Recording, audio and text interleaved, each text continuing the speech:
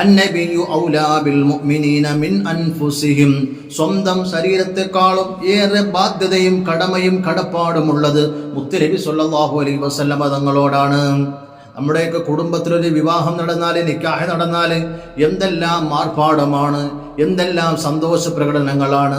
എങ്കിൽ ആ സന്തോഷങ്ങളെക്കാളുപരി മുത്തുനബി സല്ലല്ലാഹു അലൈഹി വസല്ലമ തങ്ങളുടെ വിഷയത്തിൽ ഇടപെടണം. അതാണ് ഈമാൻ, അതാണ് മഹബ്ബത്ത്.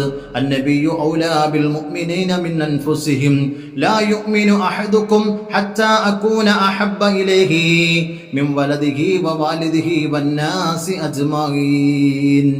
ലോകത്ത് വന്ന സകലരെക്കാളും മുത്തുനബിയെ പ്രണയിക്കുമ്പോഴാണ് ഈമാൻ ഉണ്ടാകുന്നത്.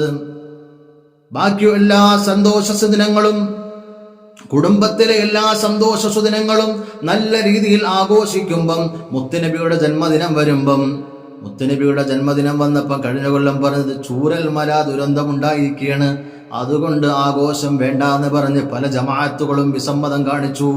നബിദിനം പാടെ ഒഴിവാക്കിയവരുണ്ട്. ചിലര് പറഞ്ഞു അരി കൊടുത്താൽ മതി, ചോറ് വെക്കണ്ട എന്നൊക്കെ പറഞ്ഞു. അങ്ങനെ പല പഴുതും കണ്ടെത്തി. മുത്തുനബി സല്ലല്ലാഹു അലൈഹി വസല്ലമ തങ്ങളുടെ ജന്മദിനം നിരുത്സാഹപ്പെടുത്തുന്നത് ഈമാനല്ല, നേരെ മറിച്ച് നബി സല്ലല്ലാഹു അലൈഹി വസല്ലമ തങ്ങളുടെ ആ ജന്മദിനം നമുക്ക് അനുഗ്രഹമാണ്.